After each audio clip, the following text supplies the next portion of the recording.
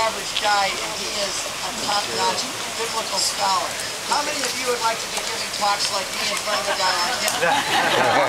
Normally, guys like me sit in classrooms being taught by guys like Dr. Hunt. So I don't think anybody envies me being here doing this and saying, I hope he doesn't stand up and say, okay, now this point he's wrong, and on this point he's wrong, and the latest scholarship says this. So that's a little intimidating.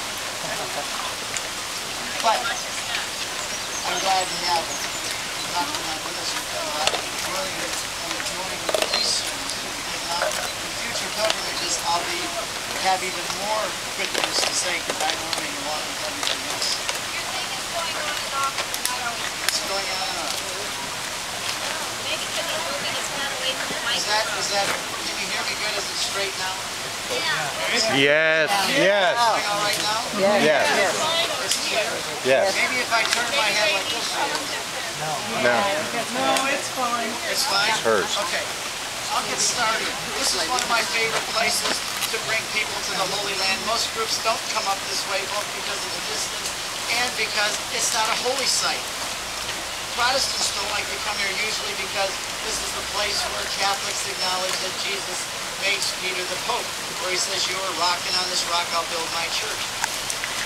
And mostly Jews come up here.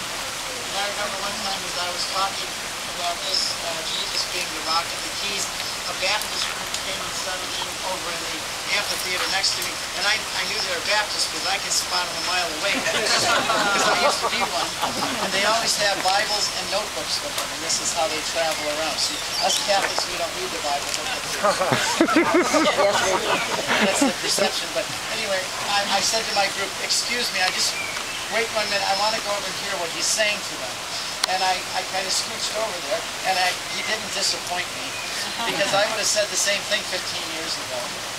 In fact, I wrote a 4-page paper exactly saying what he was.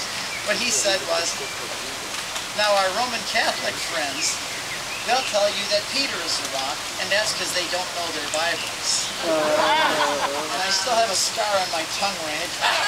And I came back to my group and said, he didn't disappoint me. He said exactly what I would have said 15 years ago. But you saw as we came in the rock, and we're going to go and climb around on it. And I suggest that when we do that you get some of those pieces of rock and take them home with you. I have had priests literally break into tears when I handed them this rock and said, this is from Caesarea Philippi. This represents your boss.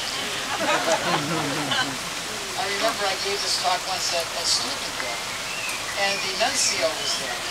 And after I gave this talk at the Defending the Faith conference, the nuncio said, now, because of this talk, Mr. Ray, that you gave, now I understand my boss better. Grab some of these little rocks to take with you that are come off of this, and it's a piece of the rock, and you take them home and give them to somebody named Peter, or you give them to your priest, and you say this, if this rock had ears and a mouth, it would have told you what it heard here 2,000 years ago. So I want to just quickly give a brief overview of the scriptures, and this is much of my speculation about what this passage means, but it also is based on a lot of Roman and Jewish and history from Josephus, from the archaeologists that have done this, and just from the allusions that we see in the scriptures here. Why does Jesus bring his disciples all the way up here? You saw how far we drove from the Sea of Galilee, right? They walked all this way. They didn't have an air-conditioned bus to run. They walked all this way. How long would it take? 2 or 3 days, maybe? I don't know. But I always say that one of the best ways to study the Bible is to ask as many stupid questions about a passage as you can and then look for answers. And when you're reading this passage, it said Jesus went with his disciples into the district of Caesarea Philippi. And you ask yourself, why did he take them to Caesarea Philippi? And question number 2, is there anything special about Caesarea Philippi that might enlighten us about this passage? And there is. This is one of the best and biggest backdrops I think Jesus ever used. He was a teacher, a master teacher. He loved backdrops. For example, he'd take a coin and say, whose image is on this coin? He would say, look at the birds of the air, the rocks. He talked about rocks. The man who goes out to sow, you'll see rocks everywhere in Galilee. He's using these wonderful backdrops. When you get to Jerusalem, I have some more that I think you use about the temple. But here's a backdrop that is just magnificent. And I think if Catholics understood what they're seeing here, they would not be so inclined to leave. Oh, you went out. We lost you totally. We lost you. I'm wondering if my daughters are going to. Is that better? Yeah. Okay. Somehow it got switched off. With your water bottle. I think if Catholics understood a lot of the geography and the history that are backdrops to the scripture, that's why I say, copying Pope Paul VI, that this is the fifth gospel. If you read the fifth gospel along with the first four, then you understand more deeply what the scriptures are teaching us. And if Catholics understood much of this, what they see, especially a site like this, they would be less inclined to leave the Catholic Church, and you know many do. They would be less, if our students, our children are taught these kind of things and see these kind of things, they're less likely to be tempted away from the church as they get older. So we're in Caesarea Philippi. This was a large city. It was a capital city, a tetrarchy, where Philip, one of the sons of Herod the Great, was in charge. He was building Caesarea Philippi, where Philip was his name. And he was building this big capital city.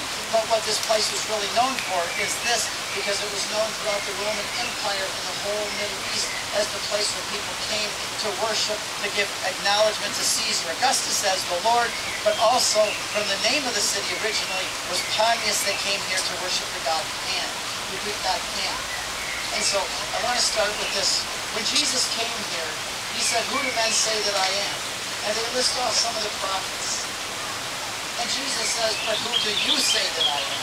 And Peter, speaking to the other 11, blurted out quickly, "You are the Christ, the Son of the living God."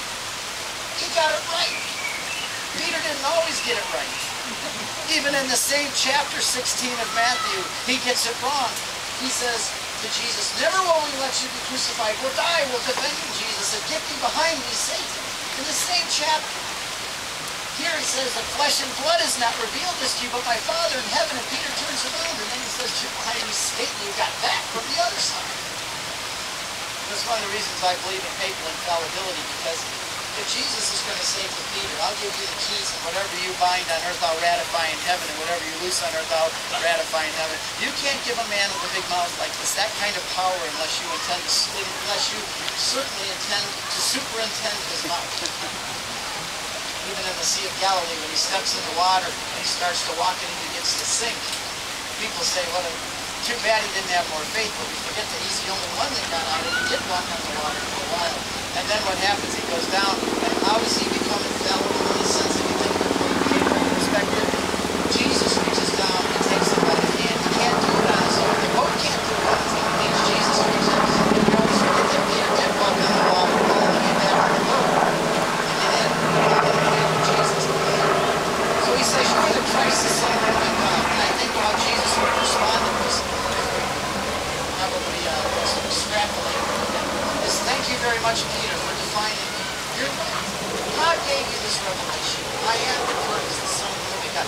You have defined me, Peter. Thank you very much. And now I'm going to return the favor, and I'm going to define you.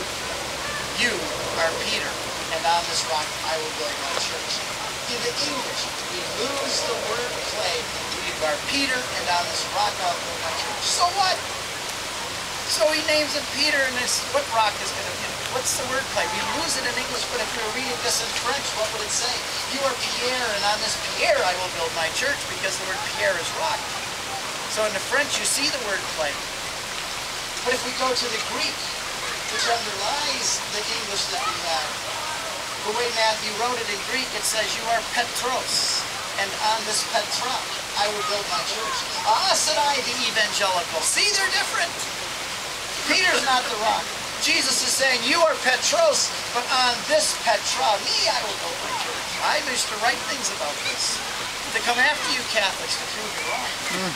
But then I realize now, as I studied it as a Catholic, here's what's happening. The Greek language has masculine and feminine nouns, like the Latin language is, like Spanish. Petra is the word for rock, but it's a feminine. So he couldn't say, "You are Petra, and on this Petra I'll build my church," because that would be like you calling me Stephanie. If this is a feminine, you don't call Peter Petra. That's a feminine. He doesn't wear a dress. He's manually. So Jesus takes the feminine